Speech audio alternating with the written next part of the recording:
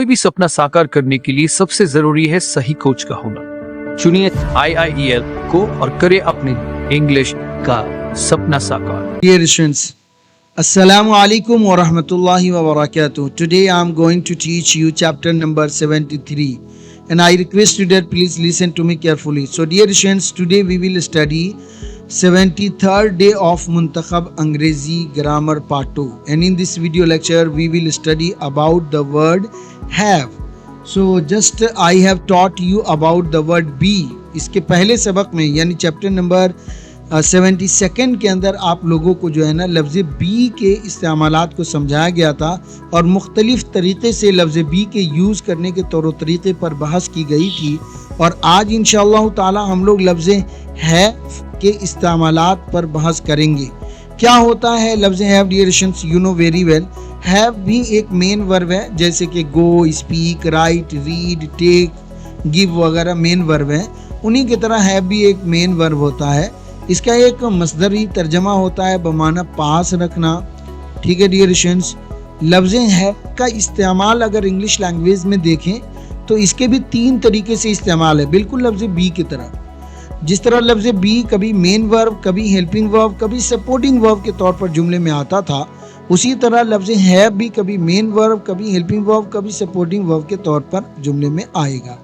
Dear students, हम बात करेंगे कि ये मेन वर्ब की सूरत में कब होगा और हेल्पिंग वर्ब की सूरत में कब इस्तेमाल किया जाएगा। इसकी तफसील मैंने पीछे भी बताया था कि लफ्ज़ हैव के बाद गौर व फिक्र करो कि क्या आपके लफ्ज़ हैव के जस्ट बाद कोई मेन वर्ब आ रहा है, कोई नाउन आ रहा है। अगर इसके जस्ट बाद कोई मेन वर्ब आ रहा होगा तो ये है यहाँ पर मेन वर्ब के रूप में इस्तेमाल नहीं, हेल्पिंग वर्ब के सूरत में इस्तेमाल हो रहा होगा। और अगर इसके बाद कोई नाउन आ जाए या कोई एडजेक्टिव आ जाए तो फिर उस सूरत में ये मेन वर्ब का रोल अदा करेगा। ठीक है डियर स्टूडेंट्स, जब ये मॉडल वर्ब के साथ प्रयोग होता है जैसे will have, should have, must have, can have, could have वगैरह, तो वहाँ पर भी ये एक तरीके से सपोर्टिंग वर्ब के तौर पर इस्तेमाल किया जा रहा है। ठीक है डियर स्टूडेंट्स, चलिए जनाब पढ़िए। अजीज कारीन आइए। अजीज कारीन आइए, अब हम अपने कोर्स के 73वें सबक में लफ्ज़ हैव के तमाम इस्तेमालात को तफसील से पढ़ते हैं। ये एक बहुत ही कसीरुल इस्तेमाल वर्ब है जो मेन वर्ब, सपोर्टिंग वर्ब और हेल्पिंग वर्ब तीनों सूरतों में अंग्रेज़ी ज़बान में मुस्तअमल है।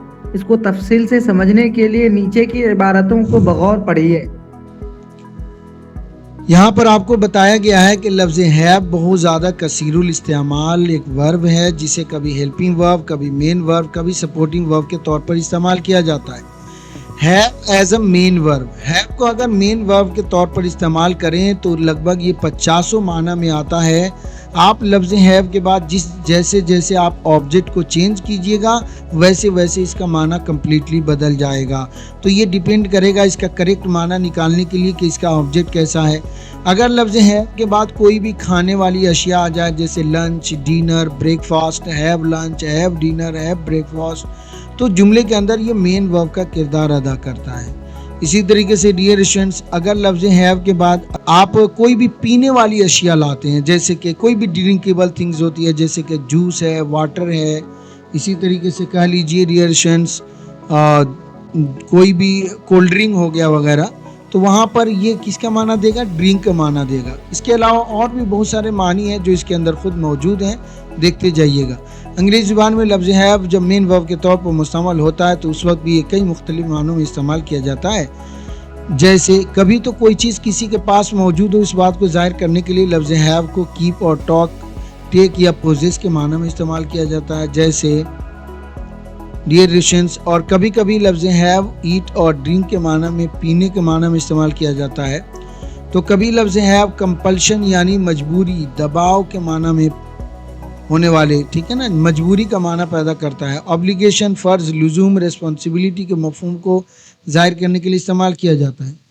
और कभी तो किसी नाउन के शुरू में लग कर वर्ब का माना देता है जैसे हैव अ बेबी, बच्चा जन्ना, हैव अ फन, मज़ा आना, हैव अ नाइस टाइम, बहुत अच्छा वक्त गुजारना, हैव अ चैट, गपशप करना, और हैव अ सिगरेट, सिगरेट पीना, सिगरेट नोशी करना। हैव अ हेल्थ का मतलब होता है बात, गुस्ल करना, और हैव अ लुक का मतलब होता है नज़र डालना, हैव अ ड्रीम का मतलब होता है ख्वाब देखना, हैव अ ट्रैवल का मतलब होता है परेशानी होना। Okay dear students, so I hope so आपको ये पॉइंट समझ में आ गया होगा कि लफ्ज़ हैव को बहुत ज़्यादा मानी में इस्तेमाल किया जाता है। जैसे जैसे इसका ऑब्जेक्ट बदलेगा वैसे वैसे इसका माना पैदा हो जाएगा। तो समझ में आया कि नहीं आया? हाँ या ना में बताना प्लीज़। Yes sir. अब हमने आपको क्या कहा था कि लफ्ज़ है मेन वर्ब की सूरत में कभी ये खाने पीने के माना में आता है और कभी ड्रिंक के माना में, कभी पोजेस के माना में आता है। कीप और पोजेस का मतलब होता है पास रखना, जो चीज़ आपकी है वो आपके पास है। जैसे आपके पास मोबाइल है, आपके पास लैपटॉप है, आपके पास कंप्यूटर है, तो जब भी हम पास रखने की बात करते हैं तो उस सूरत में लफ्ज़ हैव को इस्तेमाल करते हैं। हैव को जब मेन वर्ब के तौर पर इस्तेमाल करेंगे डियर स्टूडेंट्स, तो इसके बाद जो लफ्ज़ आएगा ना वो कोई ना कोई नाउन होगा। और डियर स्टूडेंट्स, अगर कहना है कि मेरे पास 1 लाख रुपया है तो कैसे बोलिएगा? I have 1 lakh rupees. हमारे पास सब कुछ है, we have something, we have everything. क्या तुम्हारे पास मोबाइल है? Do you have mobile. क्या उसके पास गाड़ी है? Did he have a car. Zaid के पास मोबाइल, जैद के पास एक गाड़ी थी, जैद हैड अ कार। उन लोगों के पास सब कुछ था, दे हैव समथिंग एवरीथिंग। और आपके पास गाड़ी होनी चाहिए, you should have a car. इन जुमलों से ये जाहिर होता है कि किसी के पास कोई चीज़ है या थी या हो जाएगी। ऐसे जुमलों को इंग्लिश में ट्रांसलेशन करने के लिए डियर स्टूडेंट्स, ब्रिटिश इंग्लिश में लफ्ज़ हैव, हैज़, हैड को मेन वर्ब के तौर पर तीनों सिंपल टेंसेज में और मॉडल वर्ब के साथ भी इस्तेमाल कर सकते हैं। और अमेरिकन इंग्लिश में लफ्ज़ हैव के बजाय हैव गॉट की ताबीर इस्तेमाल करते हैं। ठीक है, मैं आपसे ये पूछना चाहता हूँ, क्या तुम्हारे पास एक गाड़ी है? तो इसकी 2 इंग्लिश हो सकती है, do you have a car. और ये जो ताबीर है ना, ये ब्रिटिश की है। अगर अमेरिकन की बात करेंगे तो हो जाएगा have you got a car. इसी तरह हाँ मेरे पास गाड़ी है, yes I have a car. हाँ मेरे पास एक गाड़ी है, yes I have a car. नहीं मेरे पास एक गाड़ी नहीं है, no I don't have a car. नहीं मेरे पास गाड़ी नहीं है, no I haven't got a car. Have got की ताबीर से भी वही तर्जुमा होगा, और डायरेक्ट हैव के बाद कोई भी मफूल भी ले आइए तो उसे भी वही तर्जुमा होगा। अगली एक मिसाल पर देखते हैं, क्या उसके पास एक गाड़ी है? Does he have a car. अगर कहना है हाँ उसके पास एक गाड़ी है तो yes he has a car. हाँ उसके पास एक गाड़ी है तो अमेरिकन स्टाइल में बोल दीजिएगा he has got a car. नहीं उसके पास गाड़ी नहीं है, no he doesn't have a car. नहीं उसके पास गाड़ी नहीं है, no he hasn't got a car. ये दोनों ताबीर समझ में आ गई ना आप लोगों को? जी सर। Yes sir. अब हम बात करेंगे पास्ट सिंपल में। कोई चीज़ मेरे पास थी माजी के अंदर, तो अमेरिकन इंग्लिश में भी लफ्ज़ हैव को मेन वर्ब के तौर पर इस्तेमाल किया जाता है पास्ट और फ्यूचर में, और हैव गॉट की ताबीर इस्तेमाल नहीं की जाती है। ये जो हैव गॉट की एक अंग्रेजी सी ताबीर दी गई थी, ये सिर्फ और सिर्फ पॉजिटिव में इस्तेमाल तो होती है, लेकिन निगेटिव इंट्रोगेटिव सेंटेंस में ये ताबीर इस्तेमाल नहीं की जाती है। चुनांचे अगर कहना है कि क्या तुम्हारे पास पैसा था, तो यहाँ पर आप दोनों तरीके से बोल सकते हैं, डिड यू हैव मनी। और डियर स्टूडेंट्स कहना है कि हाँ मेरे पास पैसा था, येस आई हैड मनी। नहीं मेरे पास पैसा नहीं था, no I didn't have money. ठीक है डियर स्टूडेंट्स, फ्यूचर सिंपल की बातें कर लीजिए। जैसे क्या तुम्हारे पास 1 लाख रुपया हो जाएगा? Will you have 1 lakh rupees.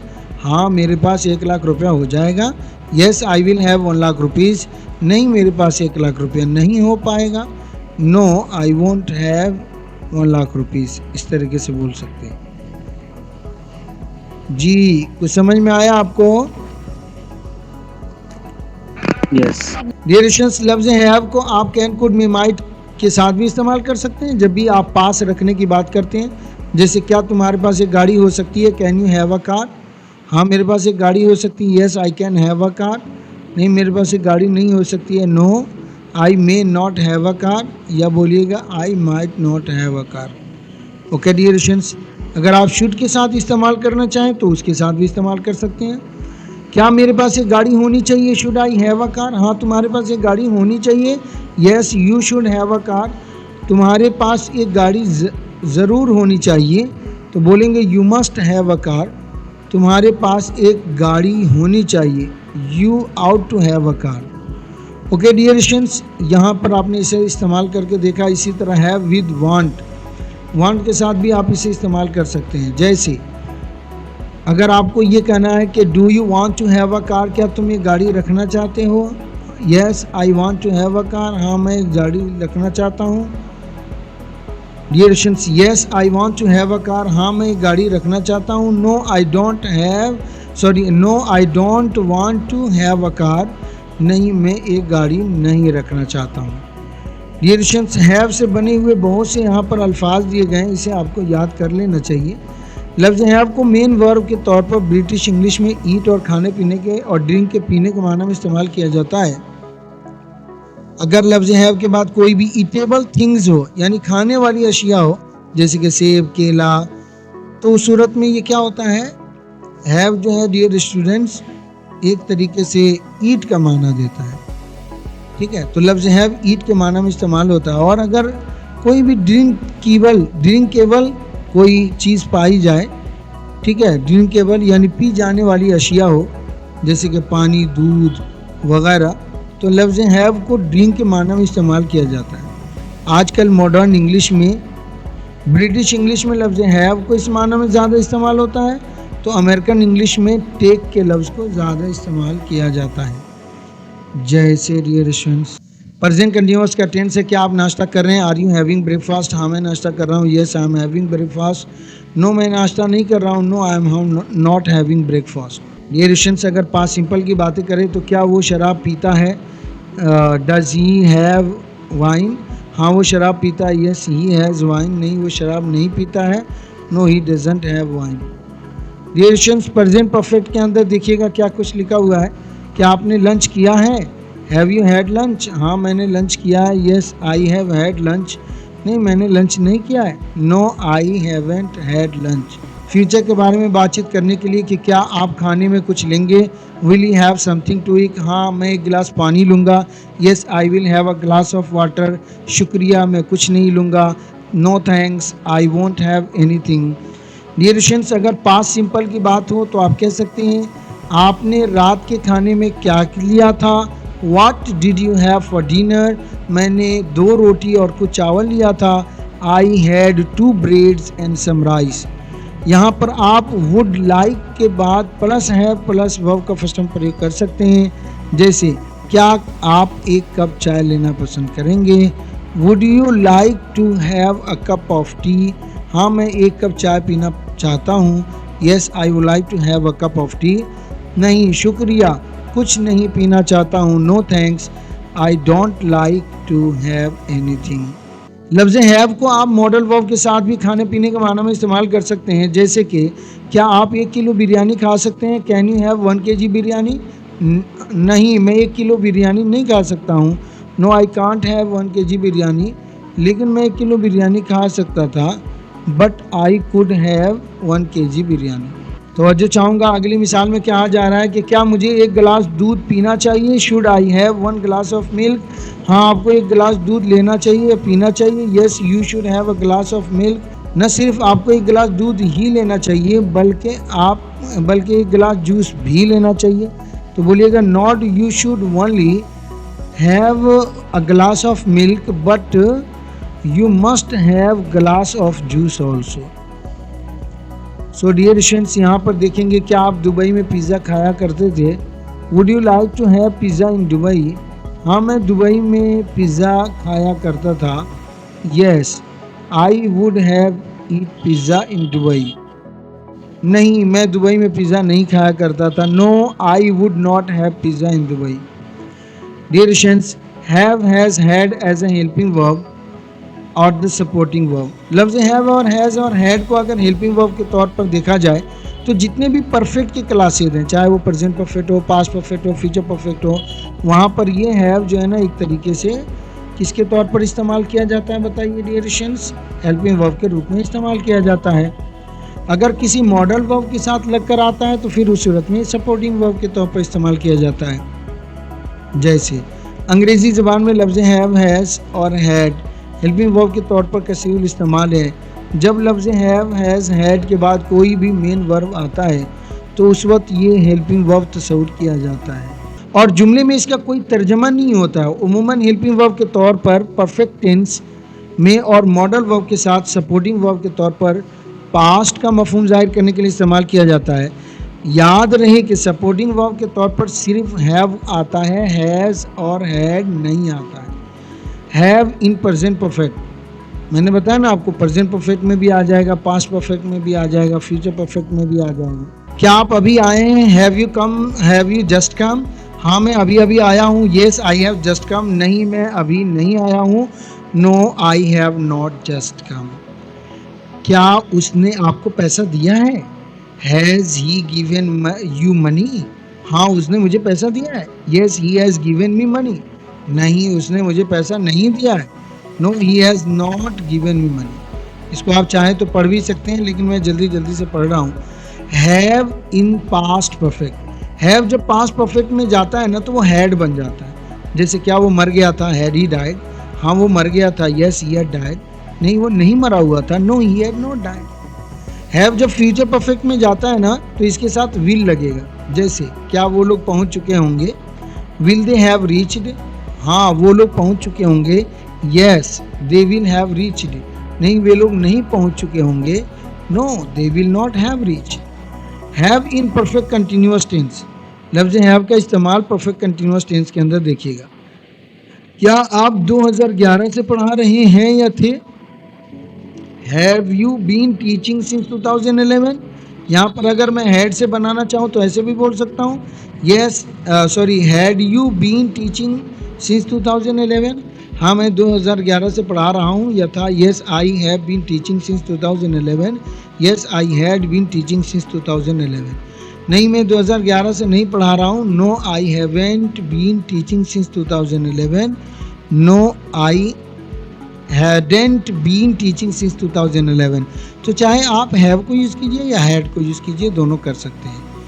बस अब क्लास एंड ही होने वाला है। Have as supporting verb with modal verbs, जब भी हम मॉडल वर्ब के साथ लफ्ज़ हैव को यूज़ करते हैं तो उस सूरत में ये सपोर्टिंग वर्ब का काम करता है। और मॉडल वर्ब के साथ सिर्फ हैव आता है, हैज़ और हैड नहीं आता है। जैसे जैद पहाड़ पर चढ़ सकता था।